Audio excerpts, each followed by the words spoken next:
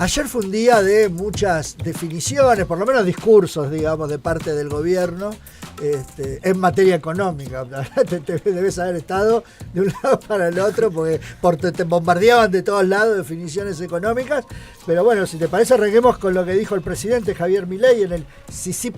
Tal cual, fue así como lo decís, Amato. En un momento tenía a Nicolás Pose en el celular y al presidente en la computadora y me decían, ¿estás escuchando las dos cosas en simultáneo? Claro. Sí, porque medio que ya sé un poco por dónde vienen, entonces subo volumen de uno, bajo el volumen del otro, pero así, a dos manos. Siempre los almuerzos del CICIP se imponen en los títulos de la agenda mediática. El Consejo Interamericano del Comercio y la Producción es uno de los sellos que agrupa a lo más selecto del Círculo Rojo, es una representación más del grupo de los 6, digo, como en pareja con la Asociación Empresaria Argentina, bueno, por supuesto allí tributa tanto la Unión Industrial, la Sociedad Rural, los bancos, la Bolsa de Valores, la Cámara de Comercio, la Cámara de la Construcción y la Sociedad Rural. Ahí tenés, ¿no? El bloque de poder real de la economía doméstica. ¿Lo ibas diciendo?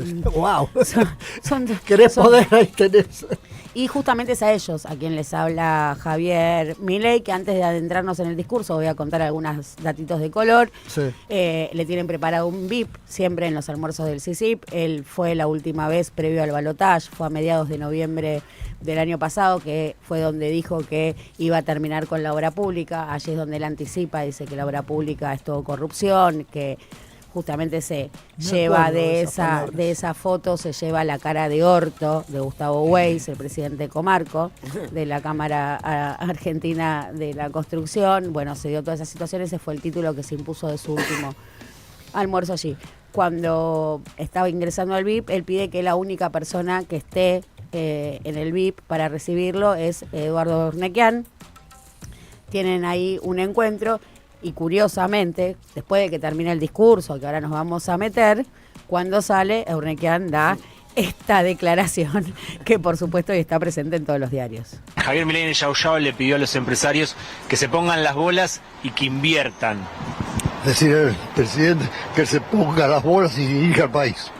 Que se ponga las bolas y que dirija el país el presidente. Que me pide a mí que yo invierta, decir que yo digo que se ponga las bolas y invierta. Me imagino que lo va a escuchar.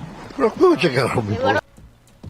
No, Eduardo, no es así. A ver, habían estado juntos en el VIP una hora y media antes, ¿no? Sí. Una hora y media antes, es decirle al presidente que si me pide a mí que invierta, que se ponga las bolas y que gobierne. Lo va a escuchar el presidente. Me importa un carajo. Así es el intercambio. Dice la vecina que nos vayamos todos a la mierda, básicamente, ¿no? Sí, aparte el mismo periodista que le pregunta esto a Urnequian, él contaba que antes y después de esa frase estaba siendo muy elogioso con Milei y ahí saltó y ¡tra! Bueno, son los empresarios que no les gusta mucho que le pidan nada nunca, digo, y es esa relación, ¿no?, de fuerzas con un Estado que le falta mucha musculatura, un gobierno que más allá del color político asume un Estado que previo al gobierno de Javier Milei presentaba muchas debilidades y ahora el desmantelamiento, ¿no? Entonces, ¿qué son los empresarios? ¿Cómo se paran? A mí no me pide nada, yo le digo a él lo que tiene que hacer y este tironeo es permanente, no importa quién gobierne. Es reflejo también de lo que sucede en el sector energético, donde es Pablo Roca el que le dice, no, macho, vos no me venís a decir a mí cómo me vas a pagar, yo te voy a explicar cómo me vas a pagar y si no te gusta te vas a ir del ministerio y voy a poner a mi empleado y esta es la tensión que se da en el sector energético. En esta lógica, Milei, su exposición, por supuesto, va en respuesta a una demanda muy clara que tiene el bloque de poder real en Argentina, que son un doble frente. Por un lado, el atraso cambiario, un dólar que no le resulta tentador al campo.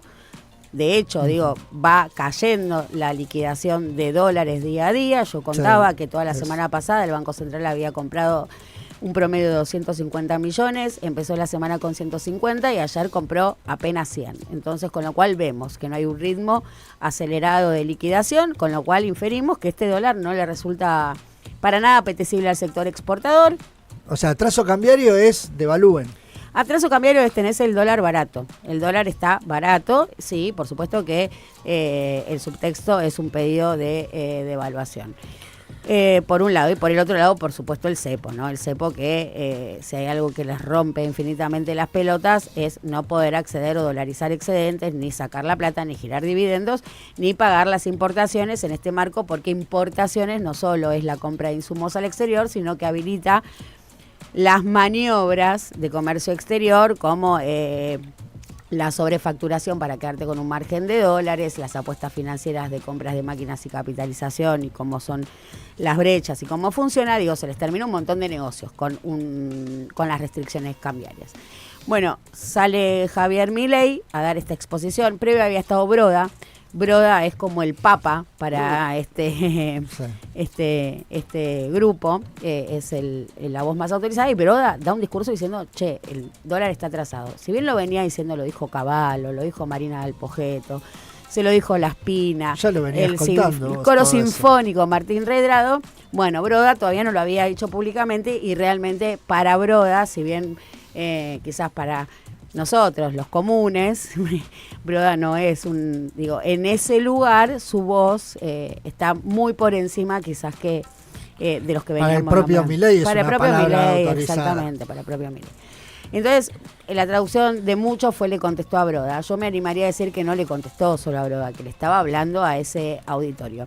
Apeló Milei a modelos económicos para explicar por qué el dólar no estaba atrasado, combinando diferentes maneras las variables financieras. Bueno, si yo hubiese hecho, todo con contrafácticos. Si yo hubiese hecho esto, entonces las reservas me hubiesen bajado, y si no hubiese hecho esto, todo para explicar por qué el dólar no estaba atrasado, con esquemas económicos, combinando las variables. Básicamente ilegible. Y hoy esto de ilegible no solo me resultó a mí, que lo escuché y luego leí la versión taquigráfica de lo que había dicho. Para ver si era cierto lo que habías escuchado. No, porque no había entendido nada. Dije, bueno, lo voy a leer.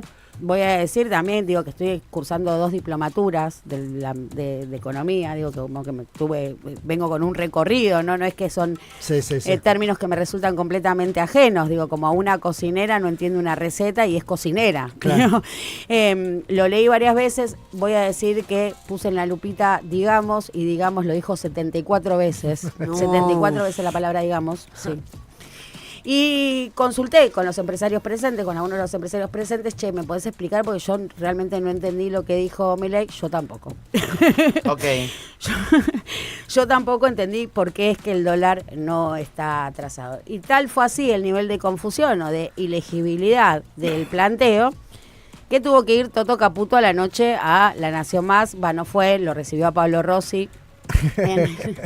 Lo recibió a Pablo Rossi. Le dejó un lugarcito ahí al costado.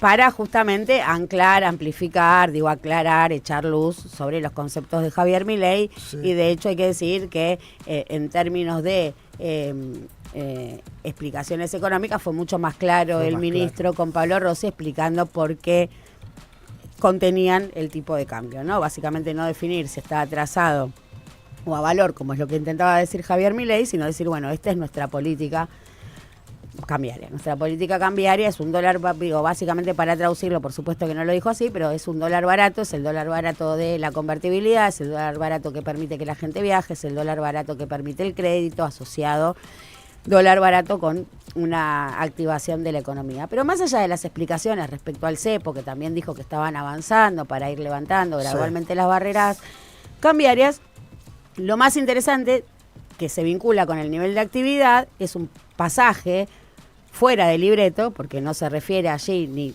específicamente al dólar ni al cepo, es cuando Pablo Rossi le pregunta cuándo va a rebotar o va a arrancar nuevamente la actividad. Y Caputo respondía a esto. Los analistas económicos contaban una historia mucho más negra, ¿no? Y entonces los empresarios naturalmente fijaban precio a precios mucho más altos de lo que la realidad terminó evidenciando. Entonces, ante ese escenario hay diferentes reacciones de los empresarios. Hay algunos que entendieron que la situación cambió, pero que cambió de manera fundamental, porque se hizo una tarea que no se hizo en 100 años, que entonces, esa tarea vino para quedarse. Y entonces han bajado precios. Hay muchísimos precios, la Secretaría de Comercio está haciendo un listado, un montón de precios que se han retrotraído a los niveles de enero e incluso de diciembre. hay muchos otros empresarios que naturalmente con el ADN argentino de las cosas siempre salen mal, están todavía sentaditos Ahora, pero, en el precio de 2.000 esperando que se le convalide una situación anormal. Bueno, a ver, lo que está diciendo Caputo ahí es que básicamente si la actividad va recuperando un nivel mucho más lento, diríamos que en realidad continúa en parate, tiene que ver con estos empresarios, algunos empresarios, marca Caputo, que no acomodan sus precios de acuerdo a las variables reales, sino que lo hacen, y vamos a decirlo así a grandes rasgos, a $1 a 2.000. Continúa el ministro luego de decir esto y dice, yo no les pido que bajen el 100% de los precios que tienen que bajar los que remarcaron a 2.000, siendo que el dólar está más cerca de 1.000, que de 2.000 deberían bajar un 100%, es la diferencia proporcional. Les pido que bajen un 20%, como condición para la reactivación económica.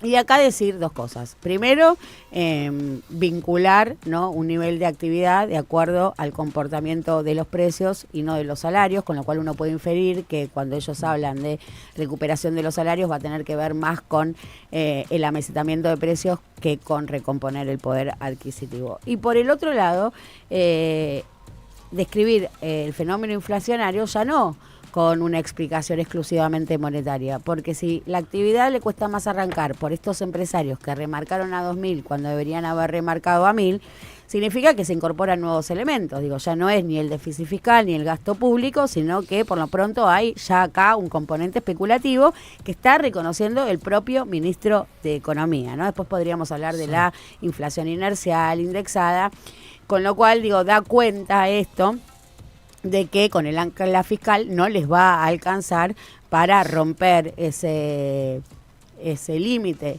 que se avisora respecto a que se va a mesetar cerca del 6-5% de la inflación, tal como viene. Otra vez el marco teórico anticipando. se complica con la realidad. Digo, en realidad acá ya está rompiendo el marco teórico porque está reconociendo dentro del marco teórico que los empresarios remarcaron muy por encima. Es interesante que eso lo vincule justamente a al no arranque de la economía. Sí, a mí también me sorprendió tanto de Milei como de Caputo como de Pose. No hablan de la economía real, ¿viste? Todo es finanzas, si el dólar, si esto, si el otro, la industria, el trabajo, los salarios. Son los grandes ausentes. Todo eso, nada, pero Son ni los una grandes ausentes. De y hecho, nadie se lo reclama aparte. los gobernadores le venían pidiendo que dentro del Pacto de Mayo incluya algo vinculado a la producción, a la industria. Ni siquiera le piden respecto a trabajo o a salarios, pero sí producción e industria. Ahora, lo que sí me permite, yendo más a la sutileza de los lenguajes y a este trabajo quirúrgico que hacemos con la palabra, Sí. preguntarnos, ¿no?, si hay una economía real y una economía ficticia, porque en realidad están sumamente amalgamadas y los recursos provienen siempre del mismo lugar. Digo, porque si no estaríamos convalidando una generación de riqueza exógena al trabajo. Y en realidad todos esos movimientos financieros responden a la riqueza que crean los trabajadores y no el capital. Si no, estaríamos negando la procedencia de los recursos del sistema financiero, escindiéndola de la economía real. Y en realidad todos esos recursos son los que generás vos, regenero yo, porque la riqueza la genera el trabajo. Y si en el sistema financiero hay riqueza es porque en algún lado están los laburantes haciéndola.